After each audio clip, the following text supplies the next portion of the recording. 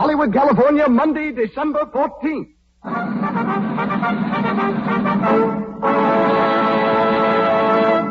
The Lux Radio Theater presents Jean Harlow and Robert Taylor in Madame Saint-Jean with Claude Rains and C. Henry Gordon.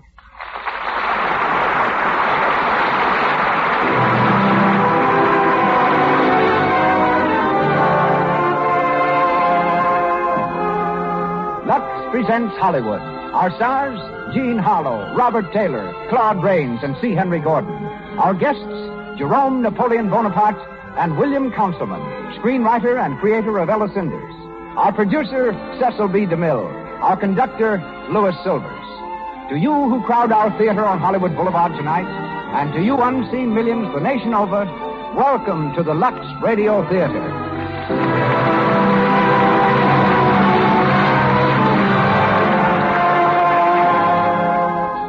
Now for a do and a don't. Use all the cosmetic and rouge you wish, but don't run the risk of getting cosmetic skin with its tiny blemishes, enlarging pores, and dull complexion. Protect your skin the way 9 out of 10 screen stars do with Lux Toilet Soap, whose active lather cleanses the pores thoroughly and leaves your skin healthily clean, smooth, and lovely. I now turn you over to the producer of the Lux Radio Theater. Ladies and gentlemen, Mr. Cecil B. DeMille.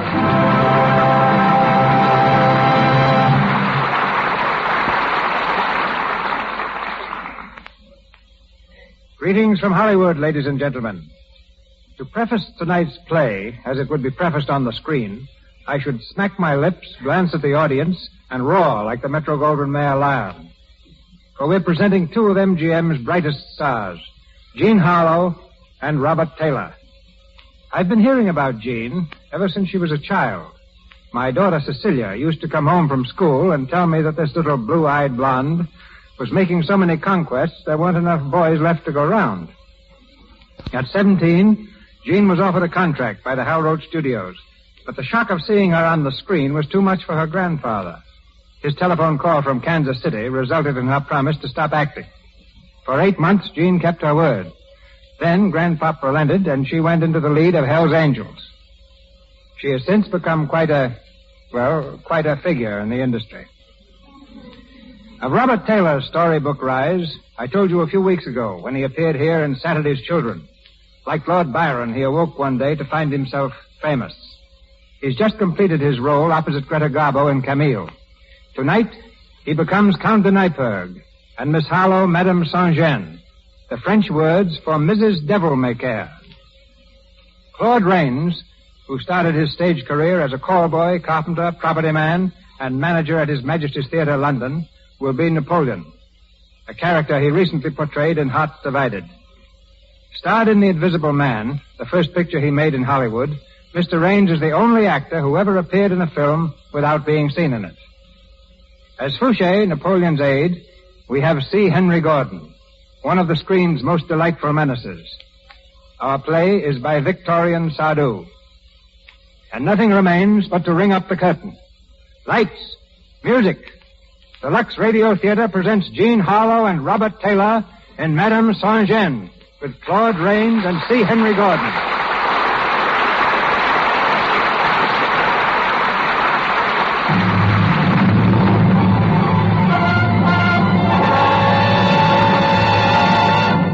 August 10th, 1792. France is rocked by revolution.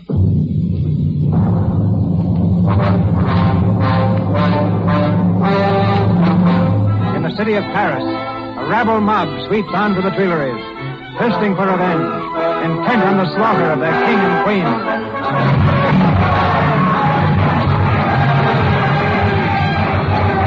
Ragged, bearded patriots, eyes hot with the lust of battle, swarm madly in the Rue Saint-Nicaise, their pikes raised high in the air, their voices lifted in a hoarse hymn of hate.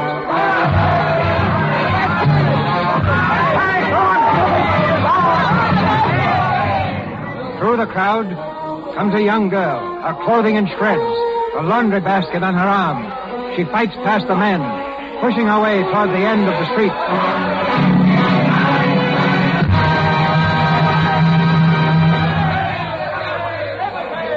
Let me through. Get out of my way. Out of my way, do you hear? you going? None of your business. Come back here. Let me alone. You want to be pushed full of holes? I'm going to the Rooter shop, and you're not going to stop me. There's fighting down there. You'll get your skull cracked. Well, it's my skull. What have you got in that basket? Food? No, it's not food. It's laundry. There's a nobleman who lives there, and I hear he's going to skip.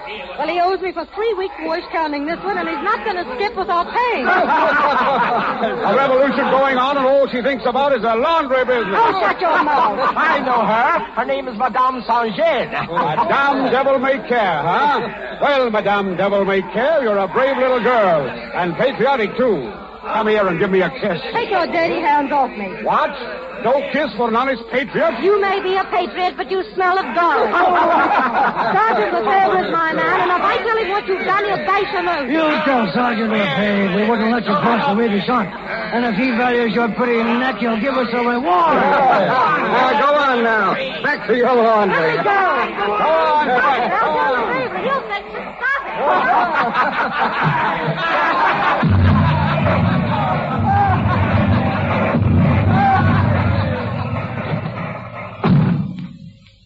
Meddling fool. Interfering with a lady's business. Wait till Who's there?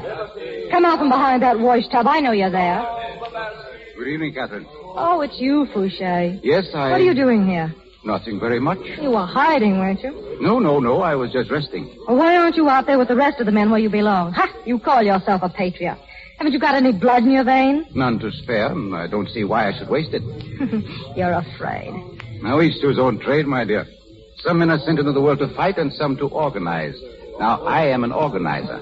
You won't get much organizing done behind a wash tub. Well, that's where you're wrong. Sitting there a while ago, listening to the cannons in the distance, I thought of an excellent plan of action once the Tuileries in our hands. I suppose you think they'll make you an official or something. Well, why not? I should make a very good minister. Well, it won't be Minister of War. Oh, even that, when the war is over. You've got about as much chance of being a minister as I have of being a duchess. I can scarcely imagine you in that character, my dear. Neither can I. Hey, pour some water in that tub, will you? Yeah, certainly. Well, besides, they're going to do away with duchesses. Yeah, but they will always need organizers. Well, when you're a minister, I hope you won't forget that little washing bill you owe me. Oh, for shame, my dear. Asking favors already. How is it you're so hard on me when you're so obliging to others? What others? Well, that young artillery officer. What's his name? Bonaparte. I'm sure you never press him for money. You know a lot, don't you? I merely observe things. Well, Napoleon Bonaparte can have all the credit he wants. He's a soldier and a defender of his country. Napoleon. What an outlandish name. It's Corsican, and so is he. Yes, I suppose it is. Listen, the fighting's coming closer. Yes, so it is. How long have you been here? An hour, perhaps more. Did Lefebvre come by? No. Well, he might be with that mob, but you better get out. Well, I can't leave now. All right, then. Say, if you don't mind having your neck twisted. What? Oh, he's very jealous, my Lefebvre. Oh, not of me. He's crazy enough to be. Of course, if you want to stay, it's up to you. Well, I believe I'd have time to get to my rooms. Good night, Catherine.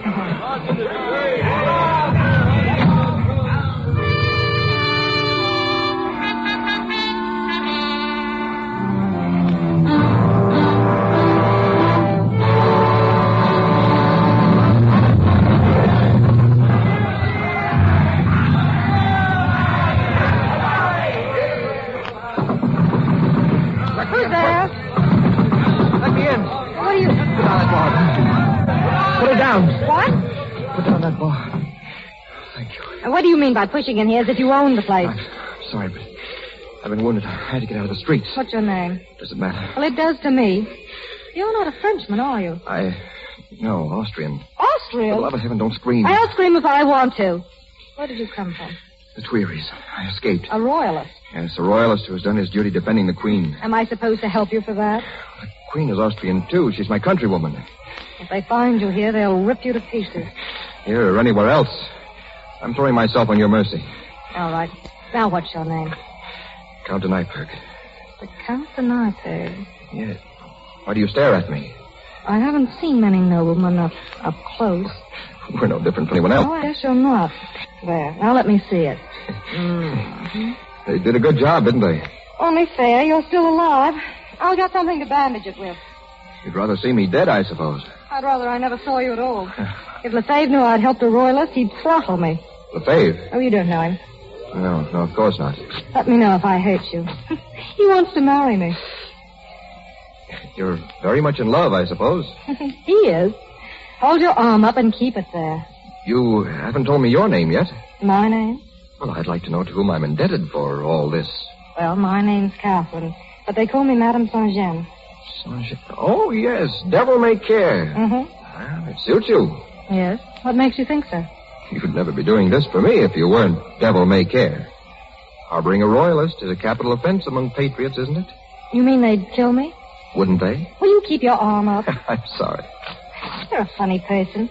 You force your way in here whether I like it or not, and then you worry about what might happen to me if they catch you. Well, I'm not going to stay. I wasn't thinking much about anything when I broke in here. I'm sorry. It's all right.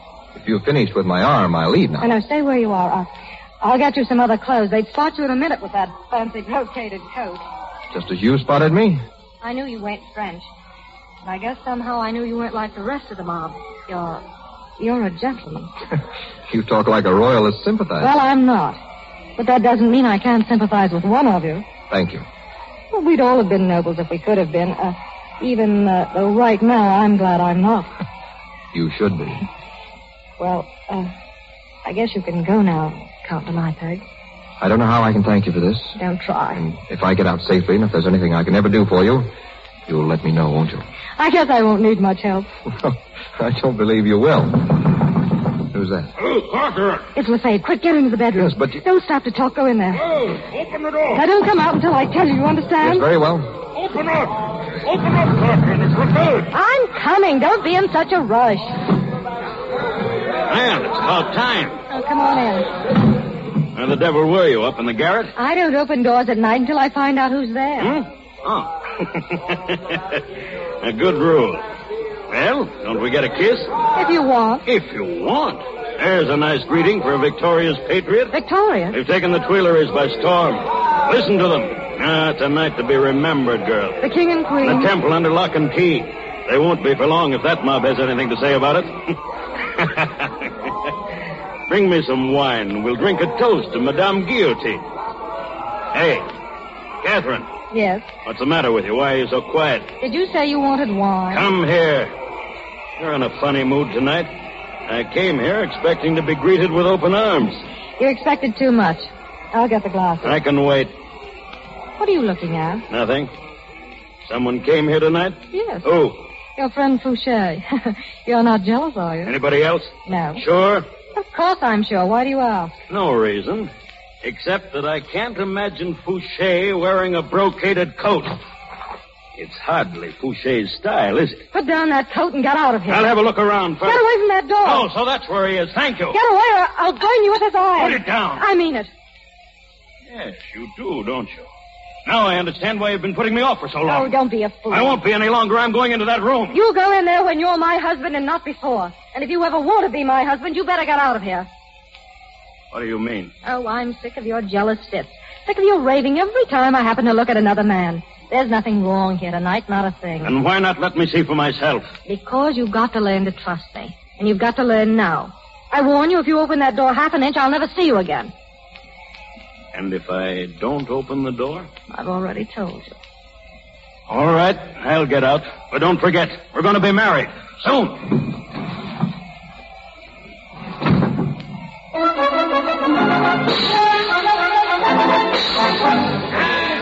Everyone quick! Look like the revolution of the That's what has to be next. War! It's war in Italy! Bonaparte!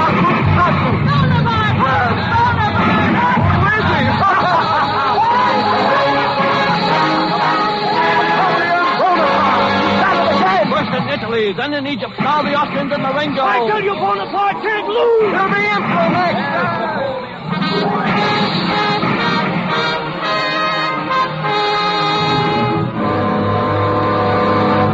War. When is the man ever going to stop? Never, probably. But why worry? You haven't done so badly, Catherine. The wife of General Lefebvre. Huh. It's a far cry from washing dirty linen. Oh, stop putting on airs. You've just been lucky. Lucky? I intend to be luckier. Wait till Napoleon is through with the Austrians.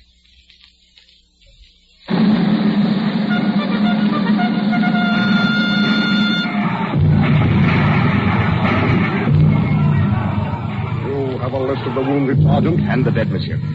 Austerlitz will be a costly victory. Any officers killed? 12, monsieur. One of them, a general. Who is it?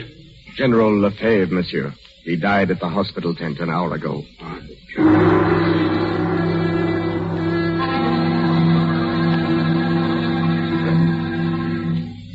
Madame Lefebvre? Yes. A gentleman to see you, madame. Tell him to come in. Will you come in, please, monsieur? Thank you. Good afternoon, Madame Lefebvre. Fouché, I'm glad to see you. Sit down. Thank you. It's been a long time since I've met you. It's been ages. I hear you've grown up in the world, Fouché. Oh, yes? His Majesty the Emperor has seen fit to bestow certain honors upon me. Don't be so pompous. I brought you here. I have a bit of news for you. I'll bet it's bad news if you're bringing it. Now, first, may I offer my sincere regrets on the passing of your husband? You're a little late, Fouché. My husband died at Austerlitz. Yes, I'm aware of that. And so was His Majesty when he made your husband the Duke of Danzig. What? Yes, the Duke of Danzig. His Majesty conferred the honor on the field of battle. So that's your news. Well, what of it? Oh, don't you realize what that means? You're the Duchess of Danzig. You have a title. And what am I supposed to do with it? Oh, my dear girl, what does anyone do with a title? That's what I'm trying to find out. Well, you go to court, you attend His Majesty. He seems to have enough attendance now. Who's at the court, Fouché? I'm not up on those things. Oh, among others, there's the Duke of Rovigo, Carnouville, the Queen Caroline of Naples, the Count of Nyberg. What? Nothing. Go on. Count de Nyberg, who else? Well, does it make any difference? There are many hundreds of them. It's funny, Fouché. Remember a long time ago, I said you had about as much chance of being a minister of state as I had of being a duchess. Oh, I'll be a minister yet. But I'm a duchess already. Tell me, do I meet all those people at the court? Certainly. On the same footing? Practically. You'll be the social equal of any person there. Even of a count? What count? Oh, any count. Well, I should say, yes. All right, then I'll go. It might be fun after all.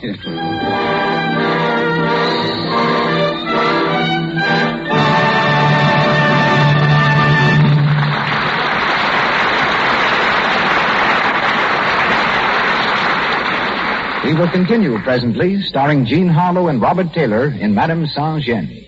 But now, let's drop into Musso's Beverly Hill Restaurant on Wilshire Boulevard, around the corner from the famous Carthay Circle Theater. It's 6 o'clock. Dinner guests are beginning to fill the tables. In a corner, a fortune teller talks earnestly to two young girls. And the cards say, you will have a great change this year. What do you want? Husband? It will come true. You will have great romance. Oh, but very great. The King of Hearts. See? Well, you're encouraging. Is 50 cents right? Yes. Thank you. Good evening and good luck. You needn't be so uppity, Adele. After all, she was doing her best. Well, personally, I'm sick and tired of hearing about romances and wishes coming true. She might as well have predicted I'd be a second Joan Blondell. Say, Adele, you look a little like Joan at that. And Joan Blondell just had a big romance.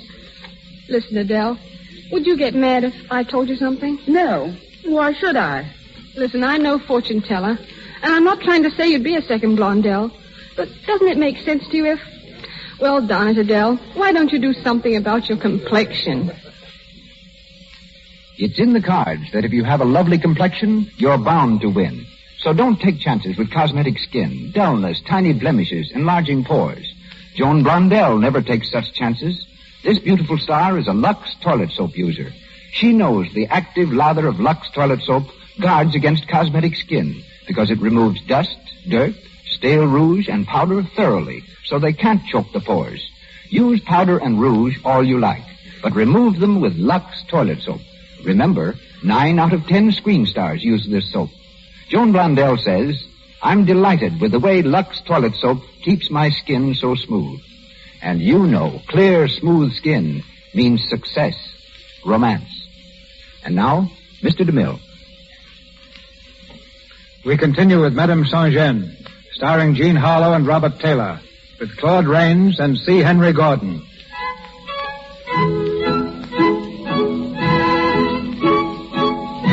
Another year has passed.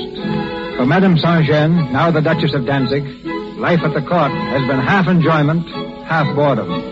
Weary of its petty snobbery, she has made up for it by a more than friendly interest in the Count de Neipperg. She is still the same person, however, unassuming and charmingly direct. Perhaps a bit too direct for the ladies of the court.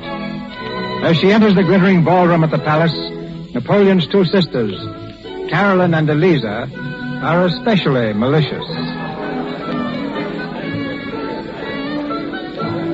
There she is now, coming in the door, Your Highness. What a horrible dress. Fantastic. She seems, as usual, to be having a little difficulty with the train. Almost as much as she has with her speech. Have you ever heard some of the expressions she uses? Yes. The men seem to enjoy it. Look at them, flocking to her. I don't see the Count de Neipperg. Isn't he usually dancing attendance upon her? My dear, don't be absurd. Count de Neipperg is amused by her, not in love with her. It's a wonder she doesn't come to you at once, Your Highness. She must know tonight's ball is in your honor. I expect little courtesy from a washerwoman. I'd like to tell her that sometime to her face. She's coming over. I'm honored, Your Highness. Oh, my dear Catherine, we're delighted to see you. I hope Your Highness will pardon me for being so awfully late. But I had a terrible job getting into this dress. It's a little tight around the sleeve. Oh, my dear. How quaint. Quaint? Yes.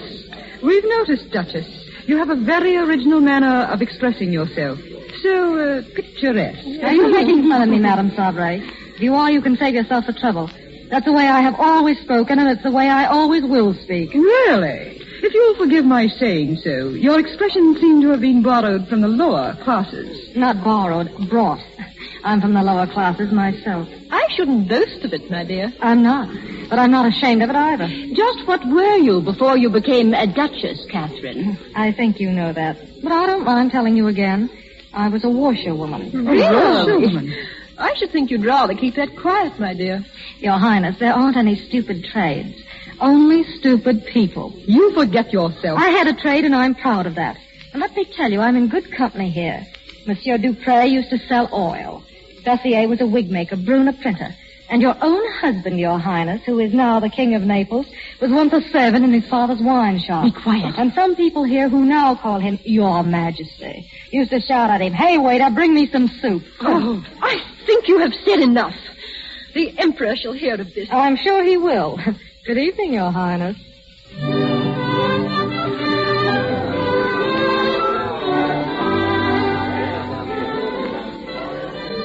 Catherine, whatever have you done? Hello, Fouché. You realize you've insulted the Emperor's sister? She's had it coming to her for a year. If she'd stayed a little longer, I had a lot more to say. You may pay dearly for it. The Emperor's in a nasty mood tonight. What about? Well, heaven only knows. If heaven knows, so do you. Now, what is it? There's something about the Empress. A little jealousy, I think.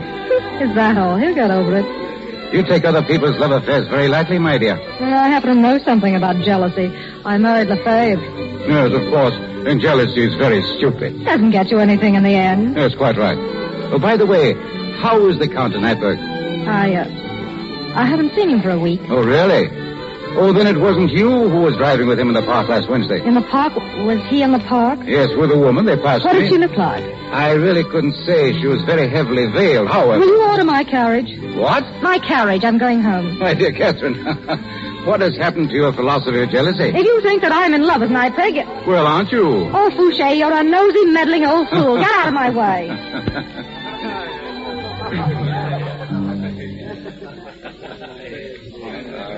His Majesty the Emperor. Good evening, Your Majesty. Good evening, Your Majesty. Good evening, sire. Good evening. Did you receive my message, Fouché? No, sire. I asked you to report to the West Wing as soon as you arrive. I'm sorry, Your Majesty, but... Never mind. Go there and wait for me. There's something I want to speak to you about. Go now. Yes, Your Majesty. At once. Your Majesty, the Duke of Chantier asked if he might see you in private. Tell him I'm busy. Yes, Your Majesty. And your sister, the Queen of Naples... Tell her I'm busy. I'm going to the West Room. Cancel all appointments and see that I'm not disturbed. Yes, Your Majesty. Sit down, Fouché. Thank you, sire. Now, Fouché, how well are you acquainted with the palace guards? Do you know 8 or 10 who can be trusted to keep their mouths shut? Why, I believe so, sire. Good. Find them and tell them to report to Roussin. I'm putting a special guard around the Empress' apartment tonight. And I want men, not fools. A special guard around Her Majesty's apartment? And may I ask why, sire? Are you pretending that you don't know? Oh, Your Majesty, I have reason to suspect Fouché that someone will try to gain admittance to the Empress' chambers late tonight. A scandal must be avoided at all costs. Oh, Your Majesty, you surely don't imagine why it's incredible. You must be mistaken, sire. You're paid to follow orders, Fouché, not to question them. Very good, Your Majesty. One moment. Yes, sir. There's a woman here tonight, the Duchess of Danzig. Do you know her? Very well, Your Majesty. My sister tells me this woman has insulted her publicly. I wish to see her at once. I'm sorry, Your Majesty, but the Duchess of Danzig has already left the palace. Are you sure? I'm quite sure, Your Majesty. She asked me to order her carriage. She must be on her way by now. Well, I'll see her in the morning. Leave word that she's to be here at 10 o'clock. Yes, sir.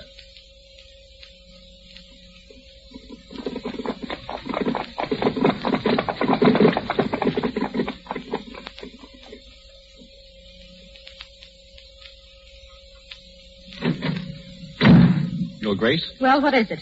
The Count de Nyberg is here, Your Grace. The Count de Nyberg. Where is In the he? drawing room. I told him you were at the palace. Oh, never mind now. Yes, Your Grace. Good evening, Louis. Catherine. I've been waiting for you. You knew I was at the palace. If you wanted to see me... Well, I wanted to speak to you alone. Oh, sit down, Louis. There isn't much time, Catherine. I may have waited too long now. But I couldn't leave without... Leave where? What are you saying? I'm trying to say goodbye, Catherine. I'm leaving France tonight. You mean for good? Yes. Why? This afternoon, the Duke of Rovigo handed me the Emperor's orders to leave before nightfall. Leave? Yes, to cross the frontier by the shortest route and never come back. But what have you done? He can't send you away for nothing. My motto covers all crimes, Catherine. I've been faithful. But Faithful to my name and to Austria. You see, I was a friend of the Duc d'Angoulême. Napoleon never forgave that. When the date was fixed for his marriage to Marie-Louise, a list of officers was submitted to his inspection. Officers who were to conduct Her Majesty from Austria into France. With one stroke of the pen, he scratched my name from the list. He hates me. And that's why he's sending you away? No. No, he's a little too clever for that. He's discovered what he thinks to be a love affair of mine in the palace. A love affair? He's become very strict on that point since his second marriage. He's using this affair as an excuse to get me out of the country. Is it only an excuse, Louis? Yes. You don't love this woman? I told you I didn't. Then why do you look so sad? How is she, Louis? I can't tell you that. Then you do love her, don't you? Catherine. Oh, you do. It's written all over you. Are you going to see her before you leave? Tonight, very late. She's arranged a meeting. Louis, will you do something for me? Yes. Don't see her. But it's my last chance. Please, for my sake. Do you know what you're asking, Catherine? I think I do. I know what you're going through, Louis. I know what it means to love someone that you can't have. You? Why, every man at court is mad about you. Except one. And he's the only one that matters. Please, Louis, don't see this woman. Why do you ask that? If Napoleon hates you now, how will he feel when he finds out that you deliberately disobeyed him? Well, he won't find out. You forget, I'm leaving France for good. Oh, but there may be some hope if someone spoke up for you. To Napoleon. I know when he's had his feathers ruffled. It's like speaking to a stone wall. But he can't send you away like this. He can't. Louis, wait here for me. Catherine, where are you going? I won't be long. Just wait, please. Francois. Your Grace. Order the carriage. I'm going back to the palace.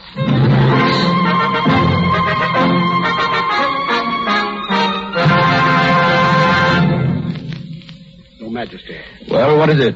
Don't you see I'm busy? I beg your pardon, sire. But the Duchess of Danzig is here. She insists upon seeing you at once, sire. At this hour? Well, who did you say it was? The Duchess of Danzig, sire. Oh, yes. Send her in. Yes, sire. Your Majesty. So you're the Duchess of Danzig. Yes, Your Majesty must have seen me at... I can't remember everybody. Sit down. Thank you, sire. It's strange that you should come here tonight. It's about the... Very strange. Because I was going to send for you in the morning. I suppose you know why. Yes, your sister's been carrying tales again. What's that? She told you I insulted her. She's right. You have no hesitation about admitting it, have you? No, sire. I hope you realize you've caused a scandal. I hope I have. But do your sister a lot of good, sire, if someone took her down a peg. She forgets that she had an humble beginning, too, like a lot of us. You're very frank. Almost brutal. That's my army training, sire. You see, I've served under the flag. You? With a brandy keg on my hip, giving drinks to the wounded and the dying. A Vivandière? Yes, sire. Where? At Lefebvre, 13th Light Infantry. Army of the Vosges? Army of the Vosges, Army of the Moselle, Army of the Rhine. You were at the Rhine? That's where I had a donkey shot out from underneath me. The general named me in the orders of the day and kissed me right in front of the whole regiment. Why have I never heard about this? You didn't ask. Neither did your sister. Oh, her. All she knows is that I was a washerwoman. Yes, I've heard about that. You've tried all trades, then? No, only 2. One too many. A Vivandière? Good. But a washerwoman? When? Where? In Paris, 91 and 92. I had a lot of bad customers, though. Right here in the palace, there's a soldier who owes me 60 francs to this day. He's got up in the world, but he never paid me. I think I'll ask him for it. That would look nice, wouldn't it? I've even brought his bill with me. I thought you'd like to see it. No, thank you. Oh, just to see the name on it. I suppose you would like me to collect it for you. Oh, and here's an old letter of his asking for credit. Listen. Out of my small pay, I am again called upon. Oh, the writing's awful. Again called upon to come to the aid of my mother and sisters who are about to take refuge in Marseille. What's that? As they are obliged to flee from Corsica. Corsica? Let me see that. Look at the signature, sire. Napoleon Bonaparte. Yes, that's my bad customer. Now, let me see. Your shop. The Rue Saint-Anne? The corner of the Rue des Orties. I remember, but your name, I can't recall that. Catherine. No, the other, the nickname. Oh, Madame. Madame Saint-Jean. That's it. Well, so you were Madame Saint-Jean. Oh? Well, I was in bad straits then. I'd almost decided to become a furniture dealer. There's a lot more money in what you're doing now. Huh? Oh, yeah. Well, let's see about this bill. 40 francs for mending a loan.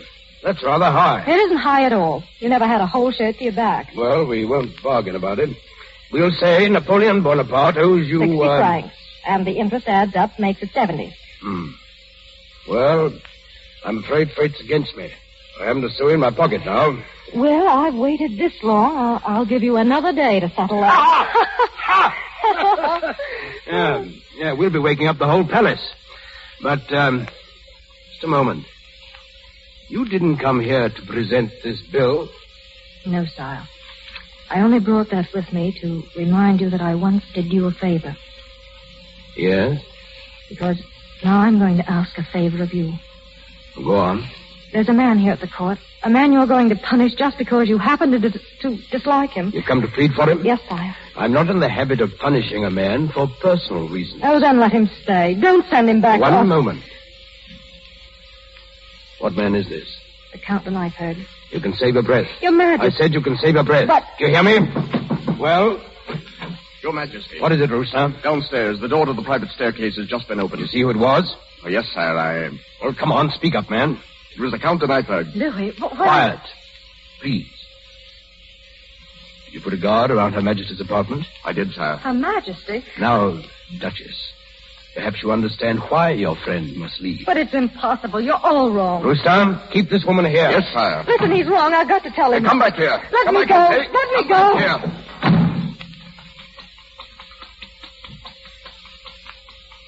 Your Majesty. Stand back. Go on. Here he is, sire. We've got him. Louis. Well, sir, I was prepared for this. So I see. Perhaps you will tell us what you were doing at the door to the Empress' apartment. I didn't wish to leave without bidding Her Majesty farewell. Really? At this hour? Your Majesty didn't give me the choice of the hour at which I should receive the orders of my sovereign. And what orders have you to receive from the Empress? Those which she alone has the right to dictate to me. I am neither the subject nor the valet of Your Majesty. I'm a general in the service of my country. And in that character, I owe all of my devotion to the Archduchess of Austria, the Empress Marie-Louise. And in that character, it will be my pleasure to see you stand before a firing squad. Take him away. Wait, Your Majesty, you can't do this. It's murder. Take him away.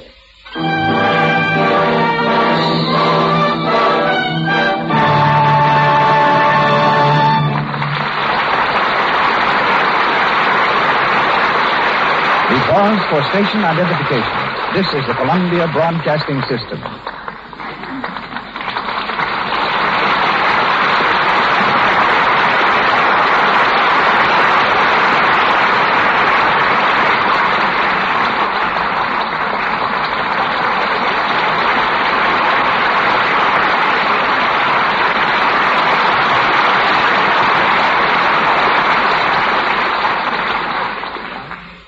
Jean Harlow as Madame Saint-Jean and Robert Taylor as the Count de Nyperg resume the events of our play in a few moments.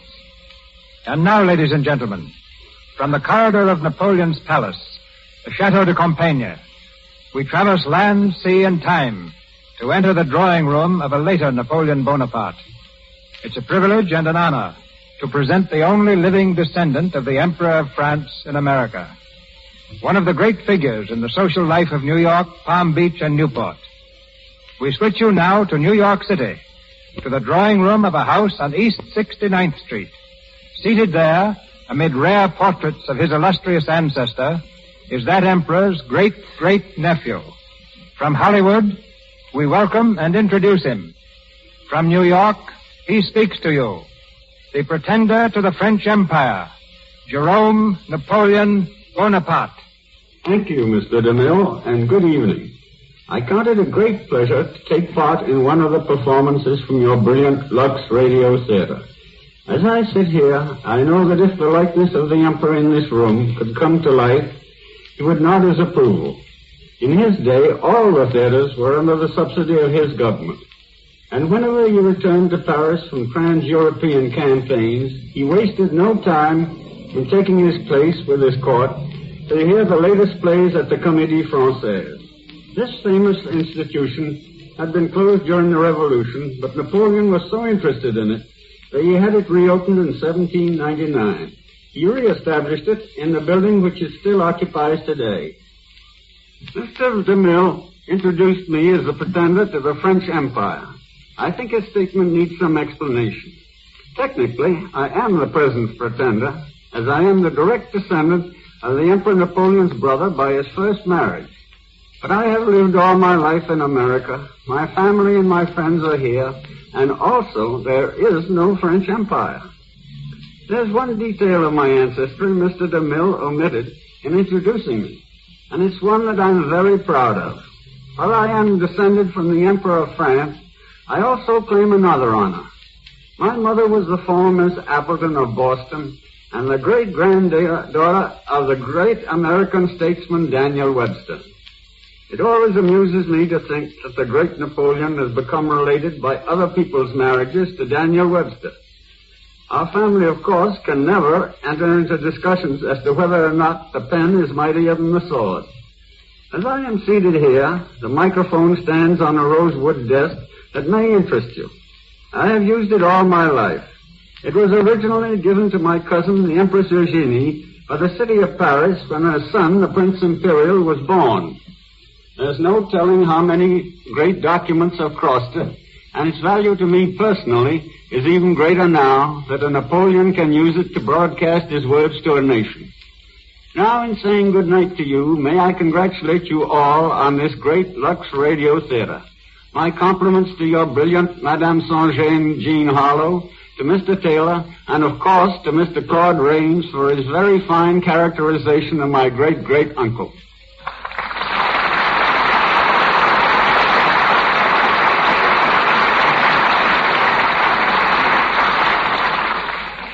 Thank you, Mr. Bonaparte. We're back in Hollywood now, where Jean Harlow and Robert Taylor star for us in Madame Saint-Jean, with Claude Rains and C. Henry Gordon.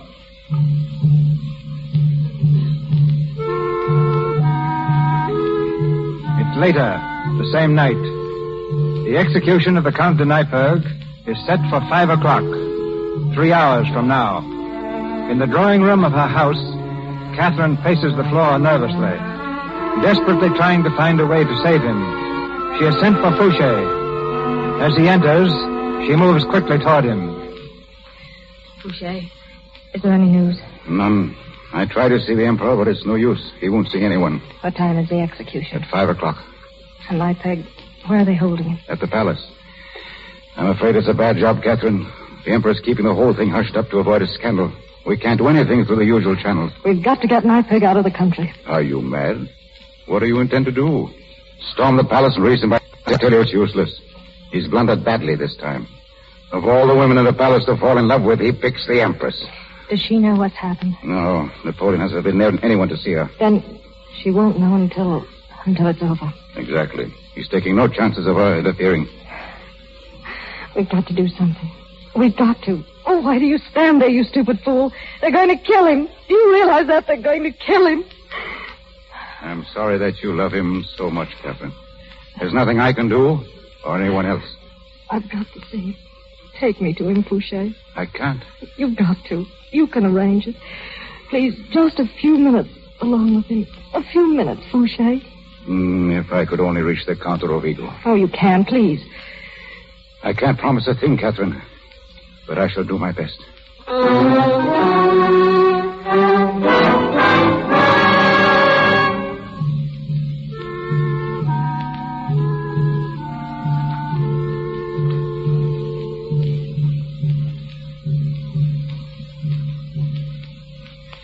In here. Thank you. You can't stay long. When I knock on the door, you must come out. I will, thank you. Who's that? It's me, Louis. Catherine. Catherine, how did you get in here? Fouché arranged it. I have to see you again. Louis, why did you do it? Why didn't you wait? You promised. Would it have done any good? I came here tonight to see the Emperor, to ask him to let you stay. You came here without knowing the facts, Catherine. Did you try to send word to the Empress? No, there's no one I can trust. A letter would be intercepted. The Austrian ambassador? No, there isn't time. It's no use, Catherine.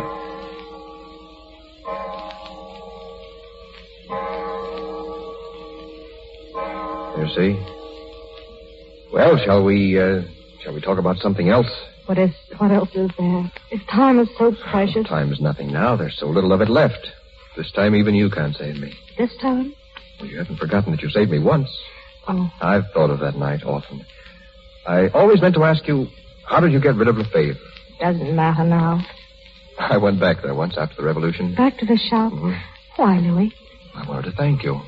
Oh. And they told me you had married Lefebvre. Never thought I'd see you again. Then that night, the night you were first presented at court, the Duchess of Danzig. You saw through me quick enough. Well, I recognized you, if that's what you mean. But you knew that I wasn't really a duchess. But you were. You are, Catherine. No. I'm all dressed up now, and the servants call me Your Grace. Way down underneath, I'm the same as I always was. I can't be like the rest of them. I've tried, but I can't. You're 1,000 times better. Louis, maybe if I'd been born a lady, a real lady... What, Catherine? Nothing. Why do we sit here and talk when... Catherine, are you crying? I guess I am. I never cried before that I can remember. Oh, now look up here. You mustn't do that. I'm sorry. That's a fine thing for a vivandière. Louis, you're not afraid? Afraid to die? No, why should I be? You love her that much? As any soldier loves his queen. What are you saying? I'm devoted to her. I asked you if you loved her. As a man? No. Well, but Marie-Louise and I grew up together in Austria. We've been friends, good friends, since childhood. She came here as Napoleon's wife. We tried to continue that friendship, that's all. But tonight you were going to... At her request. She asked to see me. Oh, why didn't you tell that to the Emperor? Have him laugh in my face. But he thinks that... He thinks whatever he chooses to think. Then you don't love her. You don't love her. It's the guard. He'll have to go now. Louis. Your Grace. Oh, one moment, please. I'm sorry, Your Grace. Goodbye, Catherine. Goodbye, Louis. This way, Your Grace. Wait. I want you to take me to the Emperor. Your Grace, that's... Take me to him. He won't see you. He won't see anyone, Your Grace. Take me to him. If you don't, I swear I'll wake the whole palace. I want to see the Emperor.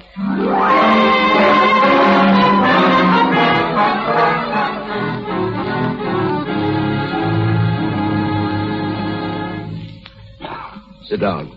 Thank you, sire. Now that you blackmailed your way in here, I suppose you've come to plead for your friend again. I've come to straighten things out, sire. Indeed? Your Majesty, the Count de Neipperg is not in love with the Empress. Really? And just how did you reach that conclusion? He's her friend and perhaps her advisor. She'd need one in this place. Thank you. But that's all there is to it. He's not in love with her any more than she's in love with him. You still haven't answered my question. No, I can't give you proof. You'll have to take my word for it and your wife's. And just why should I do that? For the past 3 months, I've had the Count de Neipperg followed, day and night. There are the reports on my desk. Those reports inform me that he's been meeting the Empress regularly and secretly. I prefer to take the word of my police officers. The Count is Her Majesty's friend. These reports confirm that. But he's not in love with her, I know it. You seem so sure. I am. Why? Because he's in love with me. What? He is. That's why I came here tonight. I love him, and I'll do anything to help him. You're lying. Am I? You said you had reports of his movements. Have you got one for tonight? Certainly. Then look at it and find out where he was before he came here. At 10, to the home of the Duchess of Danzig. Well? It doesn't prove anything. But it makes good sense. Where does a man go when he's ordered to leave the country? To the woman he loves. He came to me. He also came to the Empress. I knew he was coming. He told me. But he came to her because she asked him to. He loves me. You mind if I ask him that? In your presence? Of course not. Very well. Rooster. Your Majesty. Have the Count de Nyberg brought here at once.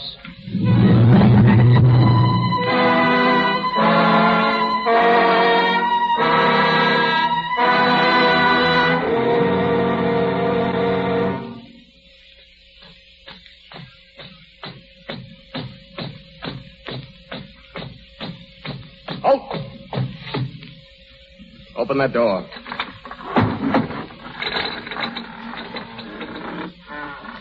Count de Nyberg. Yes, what is it? Will you come out here, please? Aren't you a little early, Captain? The clock struck 4:30 just a moment ago. I have orders to take you. Very well. You don't mind if I finish a letter, I hope? You'll have time for that later.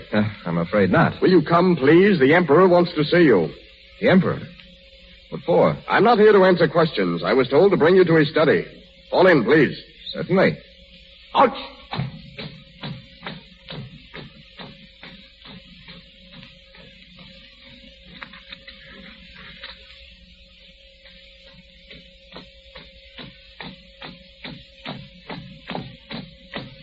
Halt! Your Majesty. Bring him in, Roussin. In here, please. Louis. Catherine, what are you doing?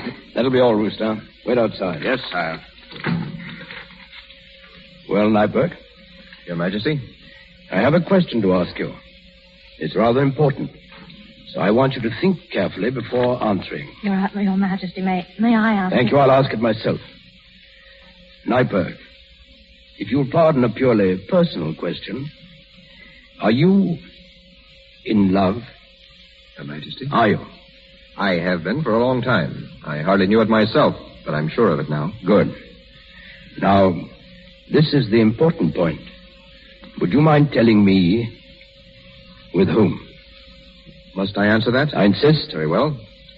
Since I'm to die in an hour, it can't do much harm. Who is she? Well?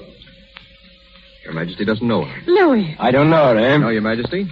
Her name is Madame Saint-Jean. Oh, Saint-Jean? Lord. Here, catch her quick. Catherine, what's wrong? She's fainted.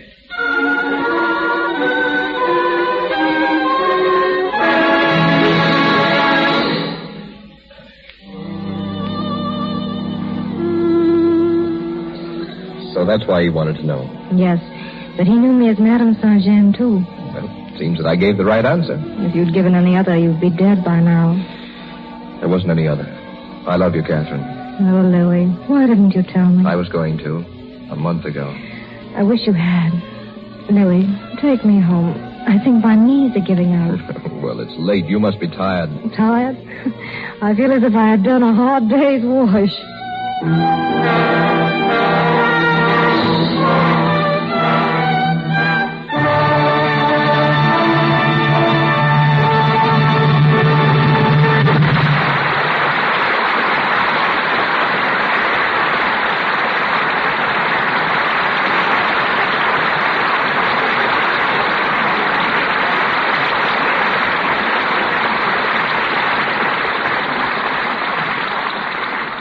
The play is through, but not the players. Jean Harlow and Robert Taylor return shortly for a curtain call. Ella Cinders is a human being known in most American homes, where she drops in daily as the heroine of a comic strip. Tonight we present her creator, William Conselman. Bill came to Hollywood 10 years ago when Ella Cinders was made into a motion picture starring Colleen Moore. He has remained to become one of 20th Century Fox Studios' most sterling and reliable scenario writers. Many of Will Rogers' pictures came from his typewriter. Likewise, many of the Shirley Temple films. His latest hit, written in collaboration, is Pigskin Parade. And he is now writing the story for Irving Berlin's new musical, On the Avenue. Ladies and gentlemen, Mr. William Conselman.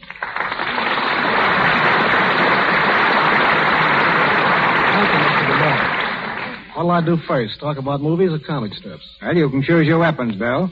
But remember, you're supposed to be a humorist. All right, then suppose I tell the latest story making the Hollywood rounds. It's about a well-known director, present company accepted, who was pestered to death every single day with people trying to see him. Nothing he could say or do would keep them away. Well, last week he was taken suddenly ill. He rushed home and told his wife to get a doctor quickly. 3 hours later, she managed to reach one, and as the physician drove up to the house, the director's wife rushed into his room. "Henry," she said, "Dr. Brown is here to see you." "Impossible," he said weakly. "Tell him to drop around next week. Can't you see? I'm much too sick to see anybody." Well, not bad, Bill. Not bad for a starter. But now I have to confess, that story I just told is pure myth. It's the exact story, worded a little differently, that was pulled in France about 400 years ago. I cited it to prove the point I'm about to make. Namely, there's no such thing as a new joke. Take any funny story, and if you're curious and patient enough, you can find its duplicate, told in different languages, all the way back to ancient Greece and Rome. That's why trying to be funny is such a sad job. All we can do is grind away and trust we'll be lucky enough to find a new twist to someone else's gag. That goes for pictures and comic strips, too. Well, I've noticed a definite change in comic strips, Bill. They seem to be dropping humor in favor of melodrama. Even Ella Cinders has lost those freckles she used to have. That's because the people didn't like Ella with freckles. Women take a tremendous interest in comic strip characters. Originally, Ella was a skinny little girl with freckles and scraggly hair. Readers protested so much, we dropped the freckles. The next campaign to get Ella a permanent wave. For this, we drew the line. If we're ever interested in making Ella as beautiful as the Hollywood picture stars, why, we'll follow their example and acquaint Ella with your splendid product, Lux Toilet Soap. Once Charlie Plum, my associate, and I were debating whether or not to have her marry. This question drew 40,000 letters from our readers on the blisses and pitfalls of the wedded state. Ella, by the way, is still single. Today, about 200 different comic strips are read in the United States. Over a period of time, they wield a mighty influence. Popeye, for example, has probably sold more spinach than all the advice the physicians can give. The first comic strip ever published was printed in Germany about 50 years ago, while the granddaddy of the American funny paper was the still-remembered Yellow Kid. Ella Cinders is perhaps a little different from most others, in that it has a closely knit continuity, and we try to tell a complete story every day. Between the movies and Ella, I seldom waste a single gag. If I can't work it into a scenario, you can depend you'll see it in the funny papers. But whether it's a motion picture, a comic strip, or a radio program, we're all working for the same common end, to please as many people of as many different types as possible. It's been very nice being here, Mr. DeMille, and meeting you and Robert Taylor again. I can't help but feel a little proud of Bob's success. When I was writing the script of Handy Andy for Will Rogers, we decided to look outside our own studio for the masculine love interest. We borrowed Bob from MGM, and Handy Andy was the first picture he ever played in.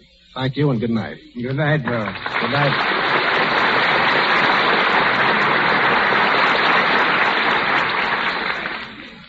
This is a high point of the evening. The moment when we present tonight's stars.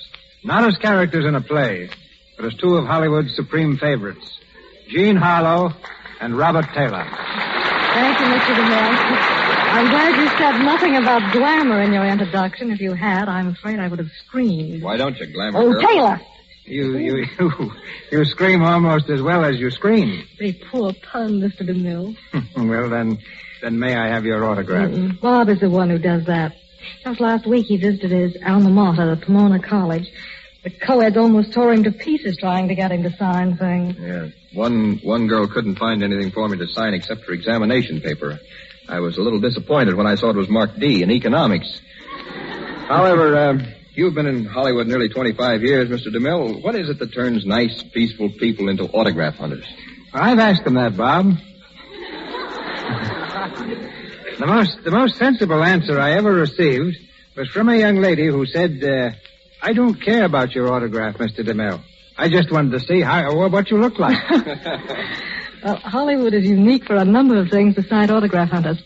Out here, you can take life a lot easier. There's just as much hard work done in Hollywood as any other town. Now, you drop into any place like the Brown Derby, you'll find half the girls in faultless evening dress and half in slacks and sweaters, but nobody feels ill at ease. If you're invited to someone's home for a 7 o'clock dinner, you arrive at 9 and you find you're early. But the only thing that really puts on a show in Hollywood is a hamburger sandwich, and they're served with pecans and walnuts and... Oh, well, this is a town that is all so constantly bubbling over with new ideas. Hundreds of them come and go every week. But as far as keeping a lovely complexion is concerned, the actresses, including myself, have just one idea, and that's to use Lux toilet soap. Oh, and yes, Hollywood is probably the only town where a kiss is measured in feet. 5 feet of film for a peck and 85 feet for the real thing. Now, the strangest kiss I've seen in pictures was that film the other day at Paramount. Marsha Hunt and Leif Erikson, playing in College Holiday, were the participants. And the scene of action was the bottom of a tank filled with 40,000 gallons of water.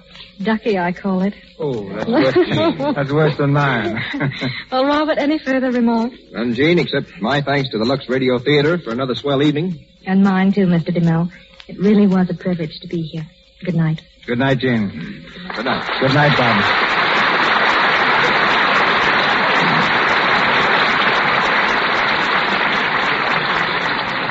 Thank you, Miss Harlow, and thank you, Robert Taylor. Ladies and gentlemen, this is your announcer, Melville Ruick. Before Mr. DeMille tells us of next week's program, may I say that our stars tonight came to us through courtesy of Metro-Goldwyn-Mayer Studios.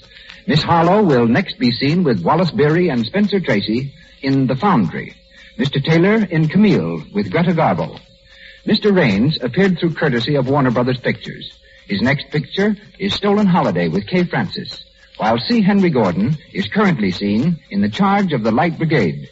Mr. DeMille is from Paramount, and Mr. Silvers, 20th Century Fox, where he was in charge of music for the new film Banjo on My Knee. Our cast tonight included Lou Merrill as Lefebvre, William Royal as the General and Constant, Corinne Ross as Madame Savary, Sarah Selby as Eliza, Phyllis Coughlin as Carolyn, Gretchen Thomas as Marie, Frank Nelson as Rustam, Ken Chevelle as a footman, David Kerman as a guard, James Eagles as a sergeant, Ross Forrester as a patriot, Charles Emerson as citizen, and George Finney as Citizen Dupre. And now, Mr. DeMille. Two of Hollywood's most glittering personalities teamed first in Warner Brothers Pictures and more recently in Matrimony are teamed again in the Lux Radio Theater next Monday night. They are Dick Powell and Joan Blondell. And they'll star for us in a sparkling musical comedy, the radio version of Warner Brothers picture Gold Diggers.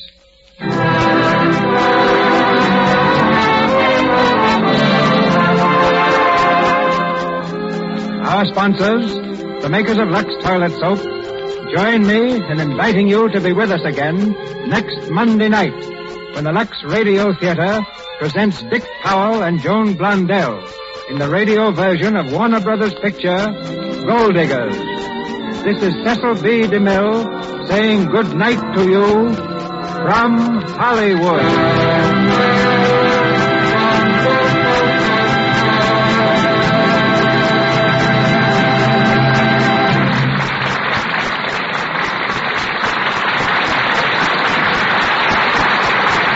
This is the Columbia Broadcasting System.